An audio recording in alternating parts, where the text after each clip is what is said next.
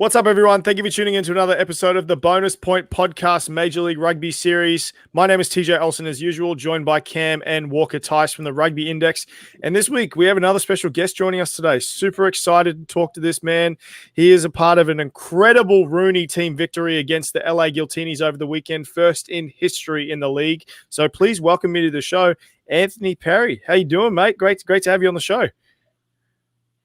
Yeah, I'm doing well. Thank you for inviting me. We had a very big win. I'm really excited to elaborate on it. So before we lead into that, I am excited to talk about that. But just your thoughts about the Major League Rugby competition this year so far, because I know you've been a part of a couple of teams in the MLR. I know you've been a part of the Ohio Aviators as well with the Pro Rugby competition. What are your thoughts about the Major League Rugby season this year? I think it just gets better every year. It gets more professional, definitely. I think guys just having the experience of being, one season in, 2 seasons in, they become more professional. They realize, the amount of work and dedication that has to go in to be a good player. And that comes with, us having, veteran players from around the world, some of the best players in the world coming over and really showing us what it takes. So I think every year it gets more professional, and we're playing, I think, across the league, we're playing very, very good rugby right now. I can definitely agree with that. I believe from the first season I watched of the MLR, it wasn't bad rugby, but it was I would say average-ish, and then every year it just continues to get better and better. And I'm really loving the caliber, and I think you make a good point with the international stars that have come in and started to help develop some of the players here, and it's just continuing to grow and grow. But with that in mind, you mentioned it, you had a pretty momentous victory against the LA Giltinis, and you were able to keep them within one try, which a lot of teams haven't been able to do at all lately. And I think your team created an epic defensive battle, whereas the Giltinis would usually just run away with points on the scoreboard. So I think the first question is, man, how does it feel to be the first team ever in Major League Rugby history to beat the LA Giltinis after the run they've had? It just, felt like another win for us, really. I mean, they definitely had a good run, but everyone's gonna win and everyone's gonna lose as well. We had some pretty bad, with 2 really bad losses, I would say, where we learned a lot, but we didn't really play that great of defense. So it was really good to show what we knew we were capable of, playing really, really good D on a very explosive team. Good D was an understatement. And I know Walker has some questions, though, about some tactical subs. So, Walker, you want to ask your question? Yeah, well, and I've noticed it over the last few games, but I kind of watching RUNY and just their style, especially into the second half, as you guys get into the substitutions, it's very there's a very specific cadence that goes through it, especially in the front row substitutions, but you traditionally see, Wilton Rebello come on. Who's it's usually Taki first, and then Rebello, and then you. Is there a specific reason for that cadence? Is it just that happens to be how the fresh legs fall in, and then kind of transcending down to the rest of the roster? How does the team kind of decide when and who to sub, or is it just based off of the GPS tracker and miles tracked? Oh, well, that would really be a question for our coaches, the 2 Martys. I'm not really too involved in those conversations, but I will say, Samu Tawaki and Wilton Rebello, they're really, really great players. Wilton's, I think, the only professional rugby player from his country, which he lives in Brazil. He's from Brazil. That's a huge country. So, he's very, very, very good player. And so, yeah, it is crazy. And Samu, plays for Fiji. So I'm just really lucky to play alongside those guys. They're really great guys as well. Tawake was a guy that I really enjoyed coming into Major League Rugby, because I saw him play for Manawatu a couple of times in the Mitre 10 Cup, and I saw him and just thought, man, he's going to be one of the next great Fijian stars. He's just a beast. He's incredible. Yeah, I love him. I mean, he's one of those guys too who's always doing extra work. He never thinks he played well enough for his standards. So it's really nice to play alongside a guy like that. Yeah, you got to love players that are never happy. Cam, what do you got? What do you got? Your question? Well, something that I don't know if you guys noticed this, but Anthony, you guys forced 182 tackles onto LA, which is about 50 more than they've had all year long. And when I was kind of watching the game, what I realized is that they're traditionally a pretty active team in the breakdown. And I think that's, I don't know if you guys had, and you can probably elaborate on this, but I don't know if it was part of your game plan to try and force those longer possessions and create more tackles, creating more breakdowns, kind of exhausting them so they don't have that energy and that go forward when they're on their attack. Yeah, I mean, I think we wanted to keep it pretty simple on defense and just get in front of I'm a front rower, so we just like to get in front of people and have quick line speed. So that was our plan there for the most part. I mean, they might do some other tactical things on the wing, but I wouldn't really know anything about that.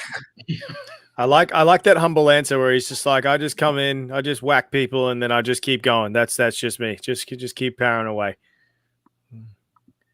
Parry's the new wing prop. Yeah, I mean. Yeah, I noticed that was definitely not how the coach put it up. Where they wanted, the entire front row between the 15 and the 5 meter at the end of the game. They didn't ever coach us to do that, but it worked out. Yeah, right place, right time. Yeah. Well, I do want to talk about the next thing is the future generations of rugby players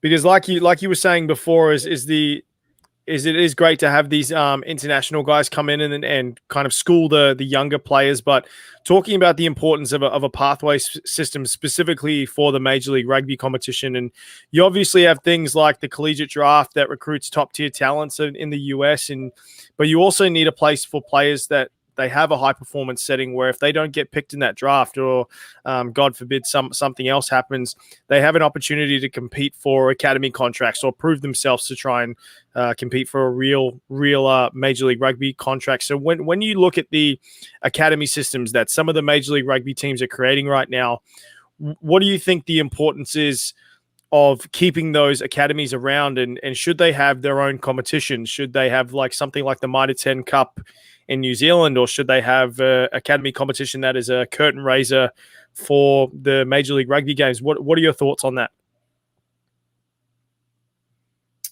Yeah, I mean, I think the way the academy system is growing is really helpful and fortifies American rugby. It just strengthens us, and to have those young kids who are in a kind of a full-time environment, training with some of the best coaches in America, with the best players in America. It definitely is to the benefit of American rugby. And I love to see what they're doing down, especially like in New Orleans, I know, and in Houston. Atlanta as well. There's a few clubs that have, full-time academies that I think are really doing a great service to the game. And I'm not sure when they should play, if they should play before us or if it should be like the fall club competition. You have Nyack and Old Blue as well. In New York, who are kind of pretty high level clubs. That's in the fall. I think a lot of guys from the MLR team will go and play down in a club and for their clubs in the fall. But I love to see it. I mean, as you guys do, just this sport growing so much and giving so many opportunities to kids. I mean, when I was in college, I never thought about there being a professional rugby competition in America. So just being in college and being able to look to that, I think, is a huge step for all of us. Yeah, I think in the 6 years alone that I've been in the US, like I started coaching at a D1A college on the West Coast, and just to see how many teams have just come in the next like 5-6 years just out of nowhere and started rugby programs from scratch, or have developed from one team to three to four teams. It's quite incredible, and it really is becoming the fastest growing sport in America, which is really promising. Yeah, I mean, and in the league in general, they really are getting some of the best players in the world. So I think that just uplifts everybody as well. Like it puts a lot of eyes on the sport in the United States. Yeah, definitely. When seeing some of the guys that the LA Giltinis signed, and some guy that New York signed, which I want to ask a bit later. I want to get your thoughts on that. I was jumping for joy. It's the league's going in the right direction. But Walker, you got next question. What do you got? Yeah, this we're here to gas each other up on this podcast. So Anthony, I gotta admit, man, you're looking in shape this year, looking fit. What is your favorite lift in the weight room, and then part two of that is, what is your favorite lift or most beneficial for a front rower? Oh man, well, I would say I usually I love benching, pull-ups, weighted pull-ups, I think get you super jacked as well. Split squats, deadlifts, front squats. I pretty much just stick to those. Man, he's giving you a whole training program here. This is getting good. Yeah, I just love them all equally. I do a lot of those like 4 or 5 workouts. So. It's working, man. It's working. But then obviously we have professional S&C coach, so he gets me a little bit out of my comfort zone, trying all these new age workouts, whatever's trending. All these plyometrics, and you're standing on one leg and balancing kettlebells. Yeah, exactly. I remember going into what was it? When I was coaching for just under a Mitre 10 Cup side. It was their B side, and then we had this Tongan guy come in, and we were doing our weight session, and we had this S&C coach who had just come out of his university course, and he's the guy that you always go to for like the revolutionary training sessions or the revolutionary lifts or things like that, get you like an extra inch on something. And then he looked at this Tongan guy, was like, okay, I want you to do this, and he was like, okay, and then literally just spent half an hour on a bench, just like bench pressing the whole time. And he turned around and was like, why aren't you doing these? And he was like, I'm not doing any of that. That's all like crap. I know exactly what I need to do. And I was like, oh man, you're not going to get picked for any side if you keep like going away from your S&C coach. It's not going to be fun. Yeah, I've been there, so I do exactly what they're saying. Oh man! All right, Cam, what's your question? This sort of stems off TJ's last question, but I personally have been a little surprised by the level, the impact a lot of the collegiate draft picks have made in the league this year. And I'm not sure how much you've been able to follow them, but are you surprised that there are pretty much for every single team, there's a consistent guy or two from the collegiate draft that are in the 23-man roster, and a lot of times are a consistent starter for clubs? I actually am like extremely impressed by how good some of these kids coming out of college are. When I think college rugby has come a long way since I was in college. I mean, I played in very small college Pennsylvania league, so there's no one really that great. But no, these kids are so good. Did Poitevin, was he a draft pick? The flanker? No, he was not drafted. He was a free agent. But he's been killing it. Yeah. Yeah. There's a couple young kids that even the ones who aren't draft picks who are doing very well. I mean, Mooneyham, it seems like he's on a highlight every weekend. So there's a lot of really, really good young players. Definitely keeps me young. Got to keep up with them. We have some great kids on our team as well. We didn't have any draft picks, but Connor Buckley, he's a great player. He's been playing with us, and then Robbie Mescu as well. Who's seen a couple of he's had some time this year in some games. It's hard to break our roster, but he's been electric in practice. Yeah, so gotta start rewarding that with some minutes. Yeah, I mean, it's hard. It's so competitive. It's hard to get on a side, especially I feel like after preseason, it's hard to break into the roster after preseason sometimes. Yeah, I think I just mean that I in think I was- preseason, you have the most opportunity to move up a level or change the way the coach views you. even getting signed to a Major League Rugby team is becoming so competitive now. I was talking to a few of my friends who played like just under Super Rugby, or and they're in Super Rugby academies or things like that, and they're looking to just look at other opportunities. And then 3 years ago, when I mentioned Major League Rugby, a lot of them not really look down on me, but they kind of go, I've got some time until I can come there. But then they're seeing the names that are coming now and the caliber of gameplay. I'm getting message after message from people in Australasia going, how do I get into the MLR? And I was like, I told you to do this, man, 3 years ago. It's you missed your chance. Yeah, it's hard to break. I think it's becoming harder for foreign guys to come over as well, just because if they're gonna take a foreign spot, they want a very established player nowadays. Yeah, definitely. And like visa issues and everything, it's just the list goes on. But my last question, this is going to be kind of a fangirl one, because before we dive into the gameplay, everyone knows I'm a massive Andy Ellis fan. When I saw he signed with New York, I went nuts.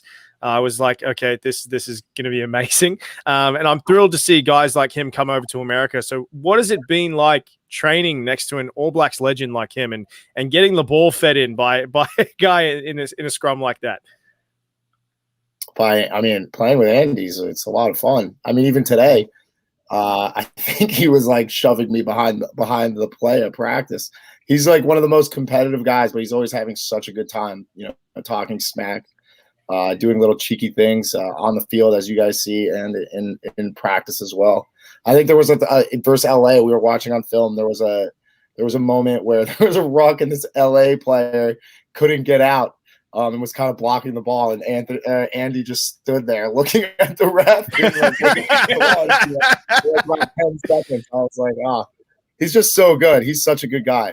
I feel very lucky to play with him. He's a great guy to have around the team, and I'm surprised. I didn't realize he was going to be so cheeky and be having so much fun all the time. It's really inspiring.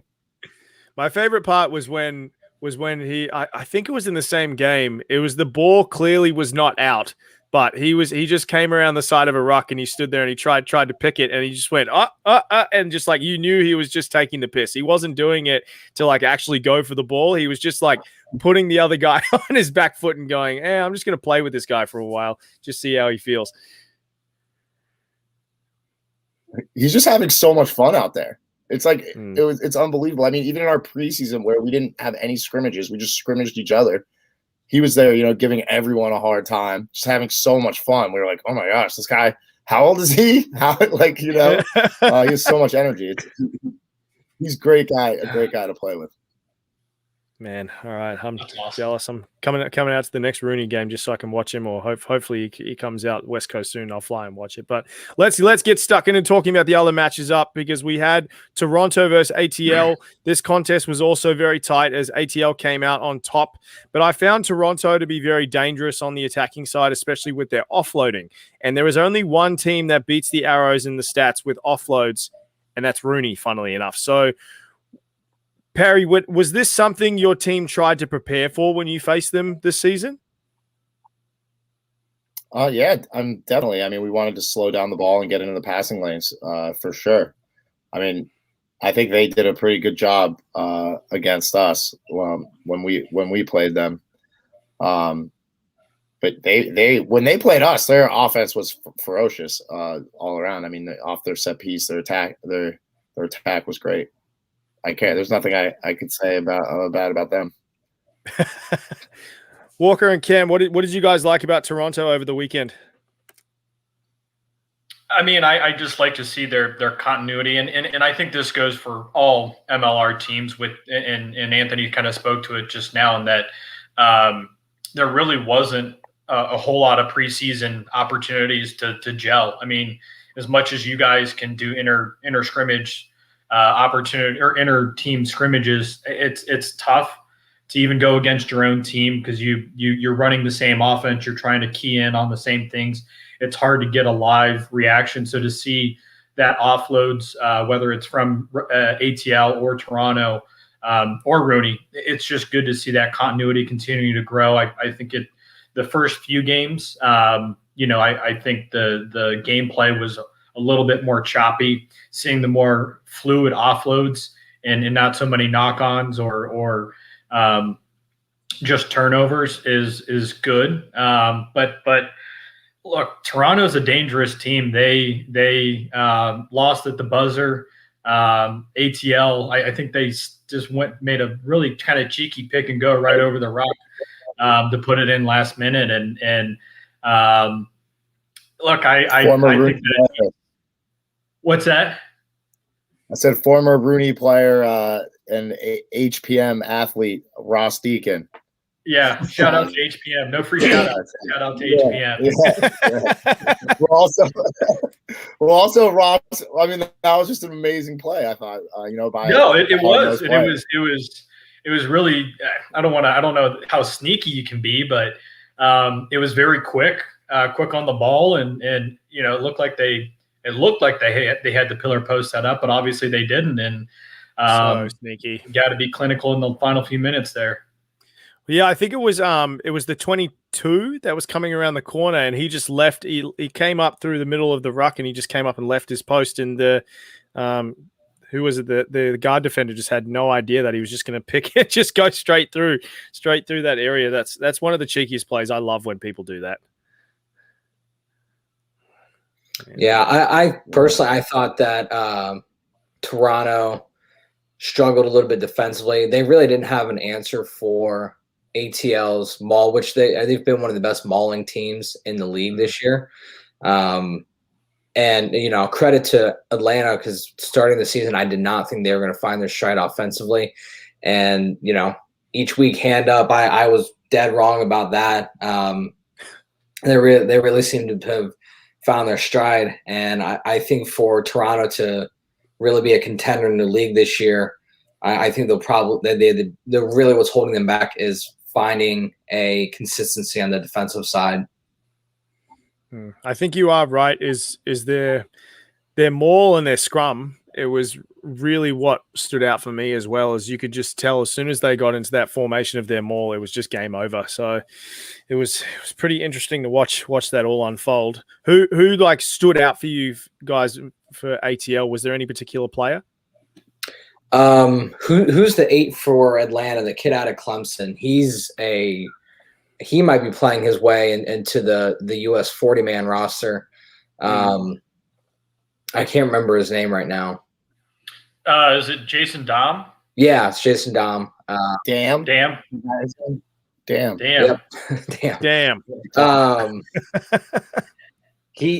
I really think he keeps this up. Is he a draft pick? He's very. He looks pretty young. I think he might be, actually. Quick Google search. Yeah, he's a good player, definitely. I was going to say, I'm pretty sure I remember playing against him when we played Clemson, and they had some really athletic loose forwards, and he came through their academy, which is great to see. An academy product being fruitful already. But when we went down and played Clemson, I mean, they had. I remember specifically one time they would run this. Just weak side play, and they would run crash ball, and they would put him, their winger, and another loose forward on the weak side, and just do a little chip over the top, and they made a lot of meters off of that. But it's great to see him, growing into the professional ranks, and again, seeing these academies be fruitful.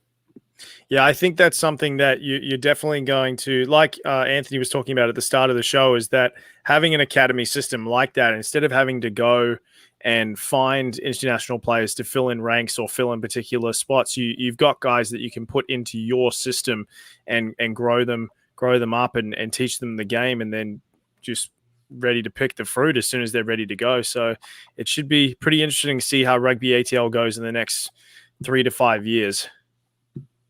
I have to shout out my really good friend Mark O'Keefe as well. I thought he had a pretty solid game for Atlanta with his Slim Shady look. As also is hilarious. The blonde bombers are coming into style this year. I've noticed quite Man, a few guys made the when I saw I went into the Giltinis facility and I saw DTH and Pungo Haine's blonde bleached hair. I was like, you guys look like completely different people. I didn't even recognize you. It was crazy. I think DTH has like rocked that like a few times in his career. Yeah, I think I've seen a couple of photos and I saw it and I was like, oh, is that just like an old? And I was like, nope, this is a completely different time where he did this. Okay, but I mean, the dude's a god. Like, look at his face. Look at his. He can do anything. It sucks. Yeah. Oh man, it's just damn backs. So, at heart. damn backs, just so good looking. But let's chat about that. That last game that we want to talk about is Houston versus Nola. All these matchups super close this weekend. So Nola able to walk away with this victory, and I think a lot of had to do with their lineout, as they're currently top 2 and lineouts 1 in the comp. When you look at Nola, Anthony, I know this was another one of your tough losses, but when it came to defending their lineout or just trying to contain it, how tough was that? I mean, Cam Dolan is very good in the lineout. They have a couple really big guys who are tough, and they also run some really good plays off their lineout as well. So they scored off a bounce play on us, actually, right on me. I don't know if you remember that, but they're a very good team. I mean, and the games they've won at home have been very tough. So they've had some really tough wins, which I think says a lot about who you are as a team when you find a way to win always, like no matter what happens. So they're definitely a really good team. Yeah, I think with this win over the weekend, they're now ranked number 2, I believe, in the standings overall, and I think they're number 1 in the Eastern Conference. I still can't get over that they're in the Eastern Conference. I don't know. I don't really know America that well anyway when it comes down to geography. But what did you guys think about Nola on the weekend? Cam Walker, was there anyone that in the lineouts particularly that really stood out for you guys? Come on, boys. Come on, Patty O'Toole with a double deuce, 2 tries on the weekend. And look, he came in last weekend. I think him and who's the 9 that they bring off the bench? Damian Stevens. Yeah. I don't want to give backs too much credit, but both of them last week came off and made a huge impact. Damian Stevens, again, coming off the bench, and then Patty O'Toole getting the start this week. Their lineouts were a lot more crisp to start the season or to start the game this week, and I think it got them off on the right foot. They didn't have to battle from behind as much, and look, anytime I can give some love to my front rowers, I'm here for it. Still need to get that T-shirt made. Need to. What about you, Cam? Anyone in Nola's camp that really stood out? I still think they're really missing a presence at 10. Gulaman is sufficient, but I think with Carl, I thought the move of Carl Mayo there worked. You really didn't get a big enough sample size the 2 weeks ago with the head knock, and you hope he doesn't miss too much time for them.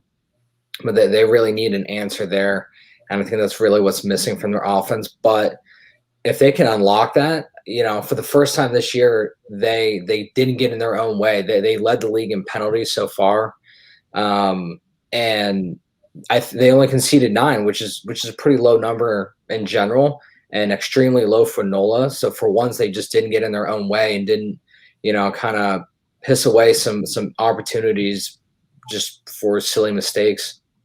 Yeah, that's true. But I think one thing that a lot of people are noticing is that although Houston are pretty low on the totem pole at the moment, they're no scrubs. They were unfortunately unlucky to not walk away with this victory. I think Nick Boyer, he's currently leading the league in try assists. I think he's doing really well at that 9 spot. Sam Windsor leading the league in penalty goals, which I think he's tied with your RUNY teammate as well.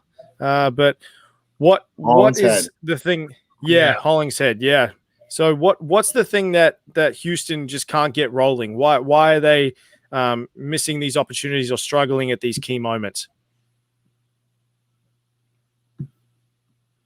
I personally go ahead, Perry. No, you go. It's all good. Well, I think a lot of it has to do almost to the same point. I think Robbie Povey is a great 15 for them. He can step into that 10 spot, but then they really lack that 15 position. Taylor Howden is, I think he's a good 10. I think to be one of the elite teams in this league now, you have to have a great 10. And I think it's almost the same position that Nola is. Nola has been a little bit more gritty and maybe had a few more bounces go their way. But I think Houston's got most of it there. But I think you really have to have, and I know Perry's not going to go against his boy from the Aviators and Howden, but you got to have a 10 that is going to be extremely dynamic and really just be better than the opposition. So I think that aside from that, I think they've got a great team. They've got a great rotation of front rowers. They've got some powerful and dynamic centers and Sam Windsor, especially like we mentioned. I liked Joe Thomas over the weekend. Jake Hidalgo has stepped in and for a guy that was just recently signed, I think he's played relatively well, is still kind of getting acclimated to the team and finding his crease in the team. But I think they're there. They just, they need a couple more things to go their way, whether it's against Nola, whether it's against LA, they're there in most of the fights. It's just, how do you find that knockout punch? What were you going to say before, Parry? Oh no, I kind of agree with mostly everything you said. I mean, how good is Nick Boyer playing though? Wow. I'm so disappointed that we had to like let him go in LA, because as soon as I saw him come on, he played his first game, I was like, damn it. Why did we have to get rid of him? I mean, Mika Cruz has been balling out too. Also, yeah. So yeah, they had to let go of a couple of good players, but Nick's been all over the place. He's been really, I feel like, just out hustling the people he's playing against. Oh yeah, for sure. Cam, what are your thoughts? I kind of agree with that. I think Houston, I think they need to clean up some things defensively. Pretty much every match they've had, they've been in it to the end. And I think if they can, I don't think they're going to be one of those, it's not like the old Seattle seawall where they're going to be some defensive force. But if they can get some more opportunistic turnovers or be more active in the breakdown later on in games, they could probably get some of these to bounce their way. I think there's just some small breakdowns that end up having bigger consequences for them late in matches that are the difference between them, having a close loss or a close win. All right. Well, that's it for the gameplay stuff, but we've got a pretty sweet bonus point segment that Walker's put together, picking Parry's brain. So I'm going to hand it off to Walker. Let's do this. So, obviously we've been talking about a lot of East and West back and forth. One thing that I wanted to get, everybody's thoughts on, and Anthony especially, the one thing that I think it brings a little bit of pomp and circumstance, but I think it's another exciting event that can just add to the MLR regiment and kind of an all-star game. And whether that's an East versus West opportunity, if it's an all MLR team versus, I don't think it's quite ready for a super team, but maybe a premiership team or another, European team. Or maybe even something more aggressive and creating a tour side where you have in the fall these, an all MLR team go on tour and play a couple of different teams. What are your thoughts on that? Do you think that's something that's coming in the future, and are you for or against it? I'm totally for that. That sounds awesome. Any way, if it's an all-star game or they pick a select team that goes on tour or just plays one big game, I think that sounds awesome. I'm for that totally, 100%. One thing I would ideally like is possibly, how the NBA they chose 2 captains and then they went and picked their players. So it was like Team LeBron and like Team Giannis or Team KD or whatever it was. I don't know how the hell you'd be able to choose who would be captains of these 2 teams because there's a lot of freaking good options, but I'm pretty sure that would be very interesting just to go and grab 2 captains and go, you guys just have a crack, just choose your team. And the teams they would put together, oh man, I know Americans would be throwing money at that. That would be incredible. I'd throw $1 million at that. Let's go. Team Tusitala and Team Ghetto, calling it right now. It's egregious. You don't have any front rowers picking. Yeah, you need at least like 1 forward captain and 1 back captain, so that way all the props don't rise up in arms and go, we need to have some real pickers so they don't get. Oh man, I swear the best chat I've ever had is from front rowers. Yeah, you would end up with a team with 15 props playing against. I see no problem. Whoever the other guy picks. I mean, if you give them rolling subs, I wouldn't see it as a problem because then you could just get everyone on for 10, 15 minutes a go and then just have a crack. Yeah, well, I think that's how they do most MLS or like all-star games, whether it's MLS or some of these other leagues. I think MLS is maybe most relevant since once you sub on, traditionally you're off. Mm-hmm. But yeah, I mean, you get some wing props, you get some some center props, maybe a couple of hookers at fullback. I don't know. Let's get crazy. All right, let's spitball here real quick and let's just go combination. So whether it's like a back 3 in a scrum or whether it's like a 10, 12, 13, throw out your picks. What do you got? Who would you want to see play? I would like to see Parry at 8-man. I would like to see. Man, now I'm on the spot. I would like to see Charlie Abel at 6. Oh, and boy. I would like to see. Let's see here. What's my final one? Man. I've got one. I think the backs of Utah could actually play in the loose forwards between Mikey Teo. I'd play that. Mika Kruse and Calvin Whitting. He's a big boy. I think the 3 of them could definitely play in the loose forwards. Maybe even get real dicey and play in the front row.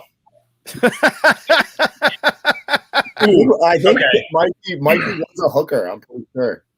I'm pretty sure he was too. Put Mikey at hooker. Yeah. We'll put Angus McClellan at 7, and then we'll put Olive Khalifi at 9.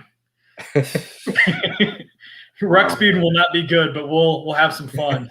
No, ruck speed and defense, they don't care in an all-star game. No one gives a crap about that stuff. It's just all about the flair. I just want to put all the like incredible wingers and then like a back 3 like a Matero, and then just throw a couple of guys on there with flair like a great fullback, and then maybe even throw Danny in at like some kind of position where he can just throw some crazy offloads. That'd be awesome.